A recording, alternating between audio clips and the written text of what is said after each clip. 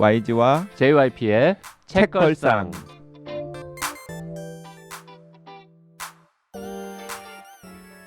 책에 관한 걸쭉하고 상큼한 이야기. YG와 JYP의 책걸상이 찾아왔습니다. YG 강량구입니다. JYP 박재영입니다. 박병.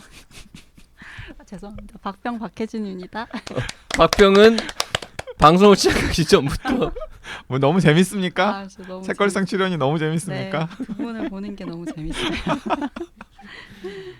우리가 쉬는 시간에 도대체 뭔 얘기를 나누길래 녹음을 시작하자마자 저렇게 웃음보가 터지나 궁금해하실 것 같은데. 그러니까 박평이 이런 재미 때문에 책걸상을 포기하지 못하고 꾸역꾸역 나오는 거. 자, 박평 부모님도 가끔 들으신다 그랬으니까 방송 녹음하러 오면 따님이 즐거워하십니다. 네. 많이 웃고 가십니다. 네. 사이 좋은 부부를 보는 것 같아요, 두 분은. 아, YG하고 JYP요? 네. 진짜. 사이 좋은 부부 맞습니까? 사이 나쁜데 오래 같이 산 부부는 아니고요. 사이 없는 부부. 이번 주에는 문미순의 당신이 아니 우리가 겨울을 지나온 우리가 방식. 겨울을 지나온 방식을 보고 있는데요. 댓글 좀 읽을까요? 지난 시간에도 우리가 댓글 소개를 안 했더라고요. 세바공님, 눈부신 안부 뒤에 깻잎 투쟁기라니 정말 탁월한 기획입니다. 가족 이민자인 저는 이주 노동자의 애환을 주변 친구들을 통해 간접적으로만 알지만 겪지 않아도 좋았을 이민법 재판을 여러 번 한 경험 덕에 불안한 체류 신분에서 오는 불안, 초조, 위축감에 이입되어서 화가 난다기보다는 마음 아파하면서 읽었습니다. 모든 한국인이 읽어야 할 책이라는데 동의하고요. 2권도 시급하다고 생각합니다. 한국인들이 일상에서 농축업에 종사하는 이주 노동자를 위해 할 수 있는 소비생활, 행동 강령 같은 팁을 주시는 책이 있으면 좋겠습니다. 좋은 책 추천 감사합니다. 네, 그 깻잎 투쟁기 읽으신 분들은 되게 여러 가지 생각들이 많으셨나 봐요. 씩씩한님께서도 깻잎 투쟁기 읽으며 이주 노동자의 삶이 공단에서 농촌으로 확장되며 여전히 열악하다는 것에 저도 화가 많이 나고 미안했습니다. 있지만 없는 아이들이라는 책은 이주 노동자 자녀들이 미등록이라는 이유로 대한민국에서 겪고 있는 부당한 현실을 잘 보여줍니다. 알고 있다고 생각했지만 잘 모르던, 알고 있지만 아무것도 하지 않은 저를 반성하며 읽었습니다. 좋은 책, 좋은 이야기 감사합니다. 은로님, 누구도 이 질문에 제대로 대답해 줄 수 없었다. 근로기준법 위에 고용주의 법이 있었다. 어쩌다 이렇게 된 걸까요? 사람의 욕심이라고 하기에는 너무 구조적으로 잘못되어 있고 나라 전체가 똘똘 뭉쳐서 약자를 괴롭힌다는 생각을 지울 수가 없네요. 내가 알 수 없는 이런 부분을 알게 되어서 좋았던 책입니다. 감사합니다. 네. 진짜 깻잎 투쟁기 저희가 읽고 나서 너무 한참 있다가 소개를 했는데 더 빨리 소개할 걸 그랬습니다.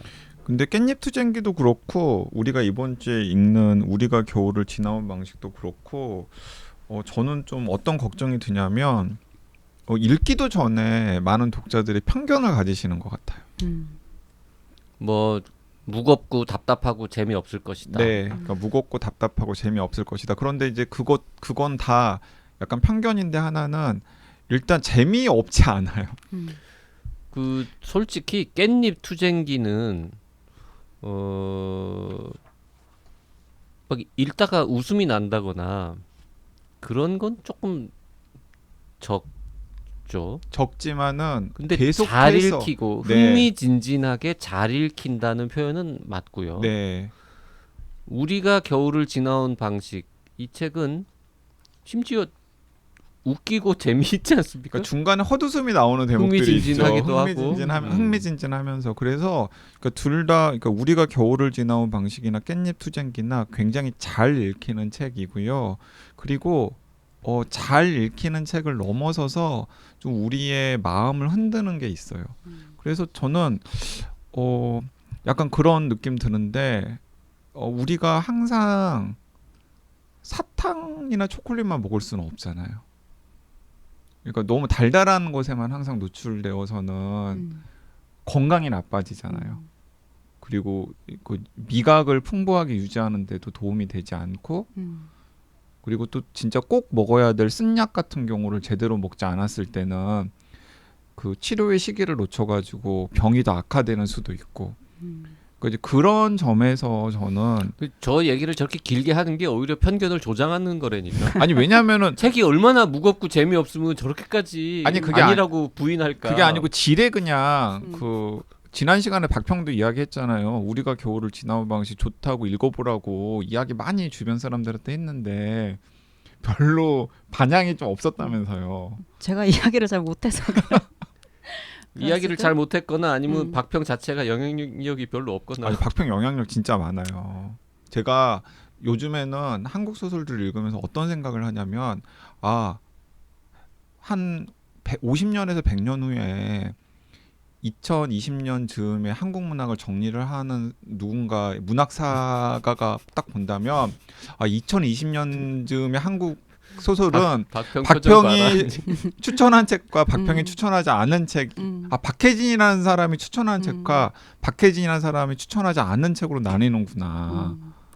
이 얘기가 그 설탕이랑 초콜릿 뒤에 붙어가지고 그러게 뭐 네, 이상한데. 감사하게. 근데 아무튼 그 차라리 저번에 내가 했던 표현을 더 좋아할지도 몰라. 박평은 뭐예요? 김윤식, 정과리, 박혜진 다 거기서 그렇게 이어지는 지금. 근데 저는 최근에 그 박평이 추천한 책들을 보면은 다 이거 뭐지? 했는데 읽어보면 좋아요. 이거 뭐지? 했는데 읽어보면은 또 의미가 있는 책이야. 그래서 나중에 읽었는데 너무 별로다. 그럼 저한테 꼭 알려주세요. 저도 경각심을 가지고. 근데 아직까지는 없었어요. 아직까지는 없었는데 네. 그러니까 우리가 겨울을 지나온 방식도 우리 가끔 얘기했는데 나만 했나? 별로라고? 그래서 너무 나는 이거 싫어 이러고 여러 번 얘기해. 그건 저한테도 많이 들렸어요. 아니 박평이 이렇게까지 추천을 하는데 도대체 왜 하는 생각이 들 정도로 저는 너무 좋았고 그래서 이제 많은 분들이 소재의 무거움 때문에 깻잎 투쟁기도 조금 그렇더라고요. 그런데 우리가 겨울을 지나온 방식도 좀 그냥 지레짐작하고 외면하는 일이 없었으면 좋겠다라는 마음에 이렇게 그냥 얘기를 하는 거예요. 네. 코미디라고 볼 수는 없습니다만 블랙 코미디 같은 요소들이 분명히 담겨져 있고 그리고 솔직히 그렇게 무겁기만 한 내용으로 읽는 재미가 없는 작품을 이렇게 길게 이거 지금 원고지로 따지면 1000장 좀 넘을 1000매 것 정도 같은데 될 것 1000매 정도 같아요. 되는데 이 정도 원고를 쓰잖아요. 그러면 상을 못 받습니다. 심사위원들은 뭐 그냥 심사위원들이 원고지 1000장 재미가 없으면 다 읽어주질 않아요. 읽다가 적당히 읽다가 그냥 아유 됐다 이 사람은 일단 수상작은 아니네 이러고 버리자. 솔직히 그렇잖아요. 그렇죠. 안 읽고 한 반쯤 읽다가 도저히 아니다 싶으면 그냥 버리지 않습니까? 심사할 때 노코멘트 하겠습니다. 반도 안 읽어야죠. 읽고 버리는군요. 네. 저는 그 공선옥 작가라는 그 요즘에는 작품 발표를 많이 안 하시는 그 공지영 작가 또래 작가님이 계시는데 그 공선옥 작가님 소설을 좋아했었거든요. 근데 이제 공선옥 작가님 소설을 읽으면은 이제 어떤 느낌이 들 때가 있냐면은 너무 힘들어질 때가 있었어요. 왜냐하면은 그 공선옥 작가님 특유의 해악이라던가 아니면은 그 낙관적인 요소들이 소설에 분명히 있고 그게 등장인물들로 표출이 되지만은 이제 전체적으로 공선옥 작가님이 극사실주의를 표현을 하기 때문에 막 섣부른 희망이나 아니면 섣부른 행운 이런 것들이 소설에 전혀 개입을 할 여지를 두지 않아요. 그래서 읽다 보면 가난의 문제 이런 것들에 천착을 하시는 작가님이었기 때문에 아마 너무 답답해지거든요. 그래서 근데 그 지금 문미순 작가의 우리가 겨울을 지나온 방식 같은 경우에는 그런 가난, 간병 그리고 이제 계속되는 불행 이런 것들이 소설의 중요한 소재이긴 한데 거기에서도 그냥 답답함으로 끝나는 게 아니라 뭔가 독자들의 숨통을 틔워주는 부분들이 있어요.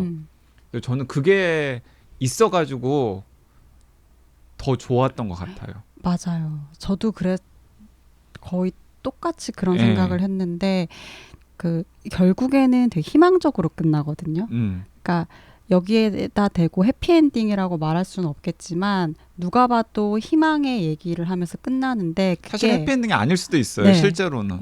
그런데 이 희망을 이렇게 납득 가능하게 음. 쓰기란 쉽지가 않은 것 같아요. 음. 근데 제가 이 소설을 읽고 되게 여러 가지 생각을 했는데 첫 번째 아주 좀 그냥 직관적인 생각이지만 말씀을 드리자면 소설은 시와 달리 왜인지 나이가 들면 들수록 더 잘 쓸 수 있는 장르일 수 있겠다 이런 생각이 들었어요. 왜냐하면 이거는 문미순 작가가 일찍 등단해서 일찍 책을 내지 않았기 때문에 오히려 가능했을 수도 있겠다. 그 삶을 관통하면서 해왔던 경험들과 그 경험 속에서 봤었던 사연들 그 진정성이 이 소설로 이렇게 풀어지는구나 이런 생각을 많이 했고 그리고 이 인물들도 면면이 저는 간단하지 않은 인물들인데 왜냐하면 여기서 간단하지 않다라는 이야기는 평면적이지 않아요. 네. 특히 명주 같은 네, 인물을 맞아요. 보면 저는 최근에 소설을 읽으면서 이렇게 논쟁적이고 논란의 한가운데 있는 인물이잖아요. 근데 그냥 선택을 하고 책임을 지는 쪽으로 가거든요. 그리고 이 사람의 선택과 행동에 대해서는 수많은 비난이 따를 수 있지만 저는 이게 누군가는 좀 과장된 해석이라고 할 수도 있겠지만 안티고네의 비유를 했거든요. 그 심사평 쓸 때도 그랬고 근데 안티고네가 그렇잖아요. 그 국법을 따르지 않고 내 마음의 법을 따르잖아요. 그래서 국가에서는 오빠의 장례를 치러주지 말라고 하지만 장례를 치르잖아요. 근데 그 정도의 선택을 했다고 생각해요. 그래서 죽음에 따르는 어떤 절차들 문명사회에서 해야 될 것들을 거스르지만 사실 그 거스르는 이유 중에 하나는 내가 내 삶을 살아가야 되는 이유가 있는 거고 또 그걸 따르지 못할 만큼의 어떤 절박한 어떻게 보면 야만적인 시스템에 방치된 어떤 존재로서의 자기가 있는 거거든요. 그래서 그런 인물들로 봤을 때 이 명주라는 인물 캐릭터가 가지고 있는 이 호방함, 호기로움 같은 것도 의미가 있었지만 그 호기의 역사에는 진짜 안티고네에 비견할 정도로 좀 뿌리 깊은 어떤 그 법과 나 사이에 그 팽팽한 대립 같은 게 있다는 생각이 들었고 준성 같은 경우에도 이 소설 마지막 문장 보면 오늘은 운수가 좋았다 이렇게 끝나거든요. 근데 그 김첨지 나오는 운수 좋은 날이 1924년에 나온 글이에요. 근데 이게 지금 2023년에 나온 책이잖아요. 근데 그 김첨지가 인력거꾼이었잖아요. 그래서 진짜 사람들 태우고 다니다가 어느 날 진짜 운수가 좋아서 집에 갔는데 그날이 아내가 죽어있는 날이고 설렁탕을 사갔는데 먹지 못하는 그 상황이었잖아요. 근데 100년 뒤에 사실 그 인력거가 이 대리운전으로 그대로 옮겨온 거거든요. 그래서 이 대리운전을 하고 살아가는 이 26세 청년 한 번도 자기 삶에서 뭔가를 스스로 선택해보지 못한 이 인물이 처하게 되는 그 곤궁함 그러니까 100년 동안 많은 게 좋아졌지만 그 사이에 한 사람의 불행의 무게는 얼마만큼 더 가벼워졌나 뭐 이런 걸 생각해 볼 수 있게 되는 거예요. 그리고 작가는 그 운수 좋은 날을 다시 썼다고 저는 생각해요. 그 마지막 문장은 충분히 그 근거가 된다고 보고 그래서 이게 보면 잘 읽히는 현대의 불행의 서사지만 그 뿌리들을 가보면 철학적으로도 그리고 문학사적으로도 되게 폭이 깊이가 있다 이런 생각을 하게 될 수밖에 없는 글이었어요. 저는 독자 입장에서 마지막 문장을 읽으면서 약간 섬뜩하더라고요. 그 섬뜩한 느낌이 뭐냐면 운수 그나마 좀 숨통이 트였는데 맞아요. 그 이후에 이들의 삶이 그다지 녹록치 않을 것이다라는 걸 또 예견하는 맞아요. 듯한 어떤 비극의 전조처럼 보이기도 하고 보이기도 해서 그 마지막 문장을 이제 분명히 작가가 그 아까 1924년이라고 했는데 1924년에 100년 전에 발표한 그 운수 좋은 날을 염두에 두고서 음. 썼을 텐데 그러면 대체로 이 소설을 읽는 사람들은 운수 좋은 날의 스토리를 알 테니까 한국 사람들은 다 알겠죠. 중고등학교 때 배웠으니까. 중학교 때 배우니까. 네, 그래서 아니 이제야 숨통이 좀 트이는 것 같은데 또 그렇죠. 이러면서 마치 그런 거 있잖아요. 뭐 그 공포 계기 영화 공포 영화에서 주인공들이 이제 좀 나왔는데 다시 출발점. 나왔는데 딱 그냥 주인공들이 해피하고 있는 상황에서 뒤쪽에서 갑자기 무슨 좀비 손이 움직인다거나 아니 문이 막 열린다거나 이런 그런 느낌. 그리고 딱 끝나는 거예요. 뭐 이 사람들 이렇게 자꾸 부정적인 상상을 자꾸 하고 그래. 아니 그 현진건의 운수 좋은 날에도 그 인력거꾼도 그 다음 배 인생 잘 풀렸을 수도 있잖아요. 근데 저는 이거를 그냥 희망으로 읽었어요.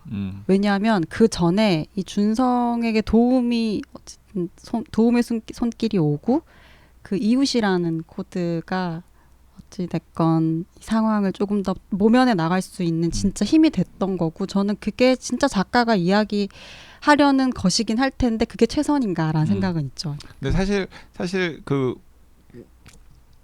밝은 쪽으로 결말을 해석할 만한 몇 가지 부분들이 있죠.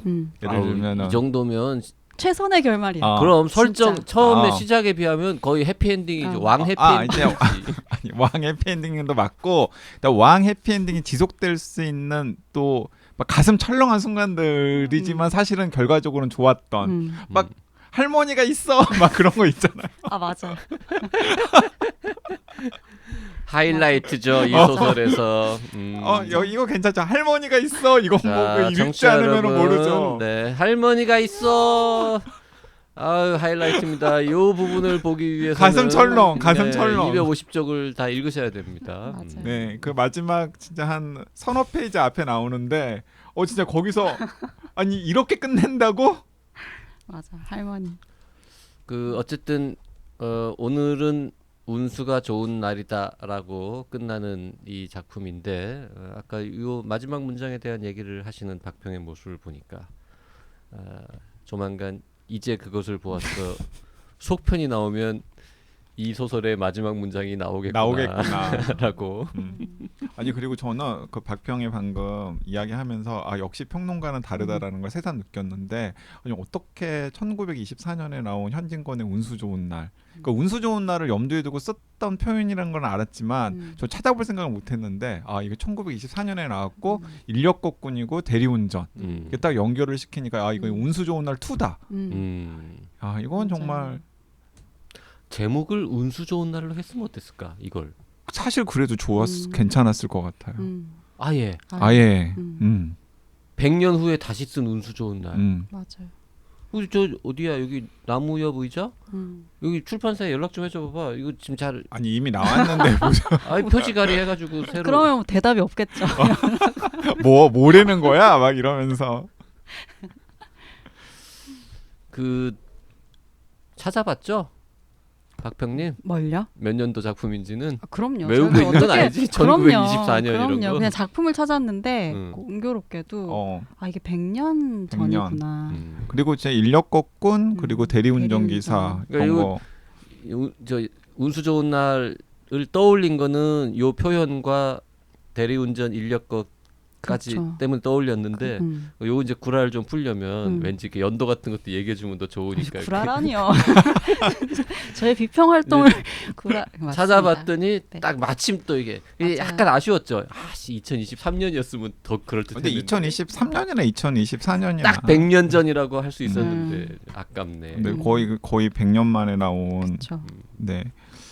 그리고 그 제가 아까 이제 박평은 또 다른 식으로 받아가지고 이야기를 했었는데 그 많은 독자들이 명주라는 인물이 처음에는 굉장히 일단 반인륜적이고 그리고 반도덕적이고 탈법적인 인물인데다가 성격도 되게 모났고 그래서 감정이입을 하거나 아니면 독자들을 자기 편으로 만들기 어려운 그런 등장인물이에요. 맞아요.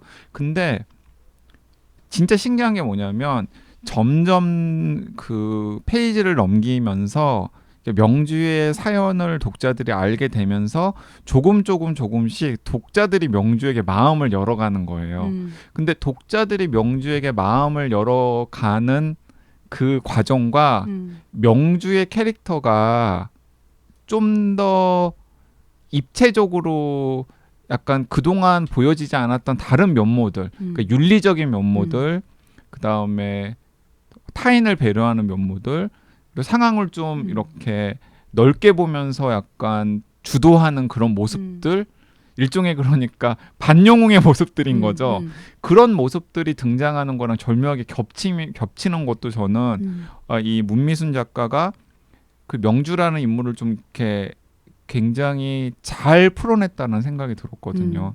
맞아. 그러니까 그것도 저는 이 소설이 매력 있어지는 중요한 요인 중에 하나라는 생각이 들었고, 그 다음에 준성이라는 인물도 이제 굉장한 불행들에 계속해서 노출이 되면서 사실은 소설에서 묘사되는 준성이라는 인물이 되게 평면적일 수 있잖아요. 근데 그렇지 않도록 하는 여러 가지 장치들을 마련을 해놓은 점에서도 저는 이 문미순 작가가 굉장히 공력이 있고 그리고 이 소설을 되게 공들였다라는 생각이 들더라고요. 그 얼마나 생각을 많이 하고 많이 고치고 했을까라는 생각이 들어요. 왜냐하면 반인륜적인 인물을 그린다는 게 그게 참 쉽지가 않잖아요. 그 보편적이지도 않을 뿐더러 그런 인물, 어쨌든 우리의 주인공이기 때문에 그 주인공을 사람들에게 설득시켜야 한다는 그 큰 숙제를 안고 있는 이야기인 건데 저는 그걸 훌륭하게 소화했다고 보는 거고, 근데 그 인물이 더욱이 좀 현실에 많은 요소들을 그대로 반영하고 있는 거예요. 그러니까 어머니를 돌봐야 하고 그다음에 아이를 돌봐야 하는 그 중간에 끼어 있는 중년 여성도 이렇게 보이고 그 안에서 개인이 이제 간병 노동을 이제 감당해야 되는 그런 상황들.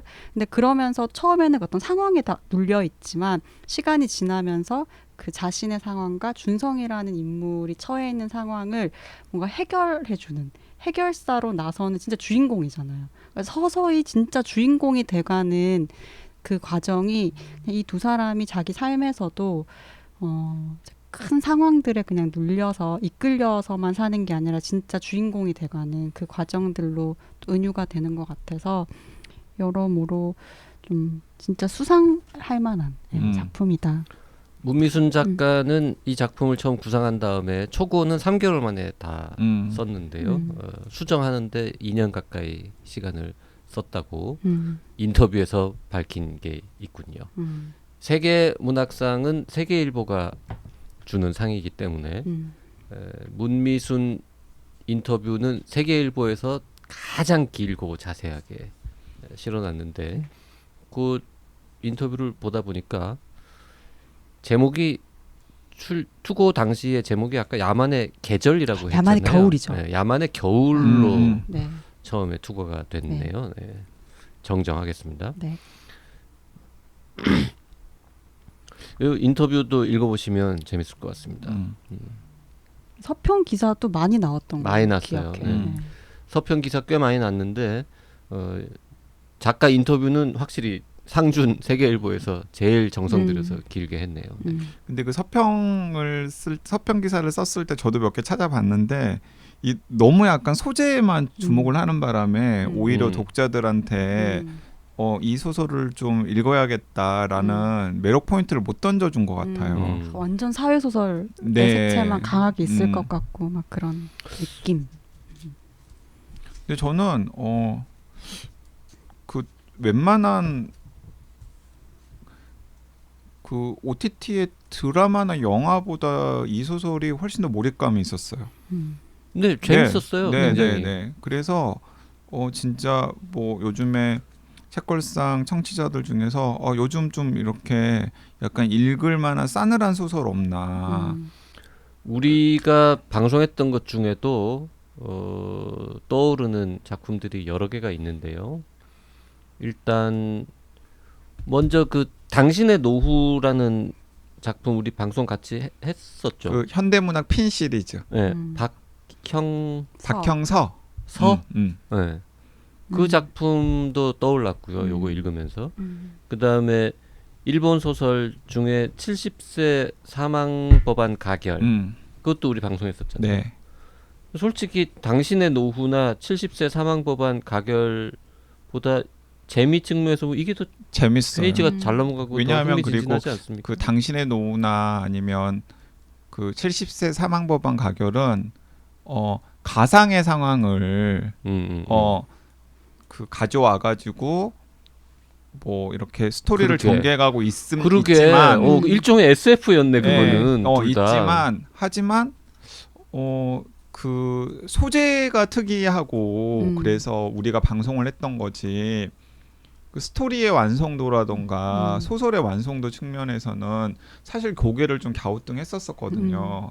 근데 이제 소재 자체가 워낙에 흥미롭고 의미가 있어서 할 얘기가 많겠다 싶어가지고 소개를 해드렸던 건데, 근데 우리가 겨울을 지나온 방식은 지금 현재 우리 옆에 어떤 이웃들한테 벌어질 법한 일들을 가지고 엄청난 그 세공을 들여서 잘 짜인 이야기로 만들었기 때문에 훨씬 더 몰입감 있고 저는 좀 여러분들이 편견 없이 좀 많이 읽어보셨으면 좋겠다는 생각이 들고 의견도 많이 주셨으면 좋겠어요. 저는 이 소설 읽고 좀 울컥했는데 그게 점점 더 뭐랄까 소설의 영향력 혹은 소설이나 작가가 가지고 있는 사회적인 뭐 힘 이런 것들에 대해서 정색하고 이야기하기에는 조금 겸연쩍잖아요. 그러니까 뭔가 그거는 시대착오적인 이야기인 것만 같고, 근데 이 소설을 읽고 나서 이래서 작가는 두려운 존재다. 그리고 작가는 되게 필요한 존재다 이 생각을 했어요. 그러니까 차갑고 뜨거운데 차가운 건 이 소설의 주인공은 세상에 대해서 굉장히 차가워요. 그러니까 세상에서 꼭 지켜야 하는 것들을 지키지 않기 때문에. 근데 그렇기 때문에 혁명을 하는 거고 사람들을 위반하게 만드는 그 위반의 지점에서는 굉장히 차가운 면모가 있고, 근데 그 이웃을 도와주잖아요. 근데 그 도와줌으로써 이웃에게 진짜 희망을 갖게 다시 살아보고 싶게끔 만든다는 점에서는 굉장히 또 따뜻하고, 네. 그래서 이걸 보면서 작가가 어떤 생각을 가지고 있고 어떤 이야기를 써서 사람들의 감정에 동요를 하게 만드는 것이 정말 사회의 중요한 일이구나 이런 생각을 정말 교과서 같은 생각이지만 하게 됐어요. 그래서 문학은 근사하다. 더 또 그 흥미로운 포인트는 제가 이제 상반기에 제일 재밌게 읽었던 소설 중에 한 권으로 꼽았던 치밀한 사생활 같은 경우는 기본적으로 배반과 분열의 서사잖아요.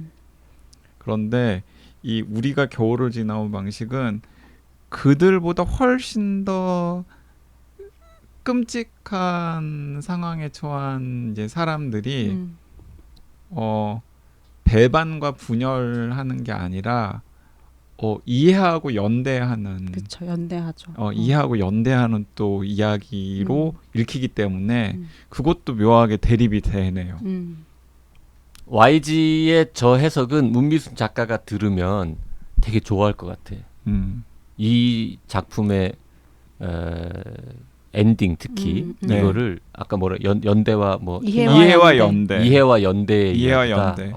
근사한데? 근데 그 이해와 연대가 저는 작중에 있는 등장인물들 사이의 이해와 연대일 뿐만 아니라 약간 작가나 혹은 그 작중 인물들이 독자들한테 약간 손을 내미는 듯한 그런 느낌까지도 주는 것이라서 그러니까 방금 이래서 작가가 힘이 있고 소설이 힘이 있다라는 걸 이 소설을 읽으면서 새삼 느꼈다라는 이야기를 박평이 했잖아요. 그래서 저는 저도 비슷한 생각을 가졌는데 그 비슷한 생각의 메시지가 약간 이해와 연대. 그 문미순 작가의 그 전작 소설집 한 권밖에 안 내셨지만 거기에는 도대체 어떤 스타일의 글들이 실려 있을지 일단 궁금하고. 그래서 10년 전에 나온 소설이지만 한번 좀 들여다보고 싶은 생각이 들더라고요. 네. 저도. 그리고 소설집은 또 2021년에 나왔으니까. 2021년에 나왔으니까 그동안 10년 동안 썼던 단편들을 모았던 거겠네요. 그리고 이제 요 세계문학상은 상금이 꽤 많은 상으로 유명하잖아요. 1억이든가요? 여기 지금은 1억 아닐 거예요. 지금은 아니에요. 네. 내려갔어요 오히려. 네. 아, 세계일보가 어려워요 요새. 대한민국이 어렵죠. 옛날에 이거 1억 고려 이걸로 그걸로 되게 유명했죠. 유명했던 한때 상인데. 그랬었는데 이제 조금 힘이 빠졌죠. 아무튼 상금이 그래도 꽤 있을 테고 하니까 그동안 데뷔 등단한 이후에 뭐 여러 가지로 이제 작가로서 힘든 일도 좀 겪으셨을 테고 첫 소설집이 사실 등단 이후 8년 만에 나온다는 거는 조금 늦게 나오는 거잖아요. 근데 요번에 이제 이 상을 받으시면서 힘내가지고 다음번에는 좀 더 또 근사한 작품 50대 신인 작가가 쓸 수 있는 또 뭔가 새로운 근사한 저는 걸 기대가 진짜 많이 돼요. 기대가 됩니다. 저는 박평도 좋게 읽었지만 편집자들이나 문학 독자들이 좀 많이 읽고서 약간 힘을 좀 실어주셨으면 좋겠다라는 생각도 들어요. 아, 민음사에서 저 문 작가한테 연락해서 뭐 다음 작품 계약할 생각은 없습니까? 있죠. 아, 있어요? 네, 말 잘해야 되는데? 있죠. 저한테 있죠. 네. 아, 본인은 있어요. 사장은 아니지만. 아니 근데 한국문학팀장이 컨펌하면 컨펌 되는 거 있죠. 아닙니까? 네, 있습니다. 근데 왜 지금까지 연락은 안 했어요? 아직 계획하고 있습니다. 아, 이제 머리를 좀 가다듬고 머릿속에 있군요. 네, 좋은 자, 어떤 어떤 길들. 이야기를 할 자, 건지. 혹시 문미순 작가님 지인들이 이 방송을 들으신다면 문 작가님께 꼭 전해주십시오. 네. 민음사에서 연락 갈지 민음사 모릅니다. 한국문학팀장님 지금 근사한 계획을 지금 머릿속에 가지고 있다고. 네. 우리가 겨울을 지나온 방식, 박평의 얘기를 듣고 저는 묻지도 따지지도 않고 일단 사서 읽기 시작을 했지만 솔직히 요거를 기사로 보고 요런 설정이고 요런 내용이다. 이런 작가가 썼다라고 했으면 나도 사실 안 봤을 가능성이 더 크지 않나. 그러니까 저도 박평 추천이 아니었으면 안 봤을 것 같아요. 근데 보고서 역시 박평 추천이구나라고 생각했고 저는 좀 어떻게 하면은 다른 사람들한테 더 읽게끔 매력 있게 권해볼까 이런 궁리를 하게 될 것 같아요. 네. 믿고 보는 박평픽 덕분에 아주 좋은 작품 그리고 좋은 작가 알게 되어서 기쁩니다. 이번 주에는 문미순의 우리가 겨울을 지나온 방식을 함께 읽어봤습니다. 네, 이제 다음 주면은 9월인가요? 그렇죠. 네, 이제 가을에 또 책걸상 만나겠네요. 토크 콘서트 오시는 분들 재밌게 현장에서 만나겠습니다. 네, 토크 콘서트 때 또 가을에 뵙겠습니다. 감사합니다. 고맙습니다.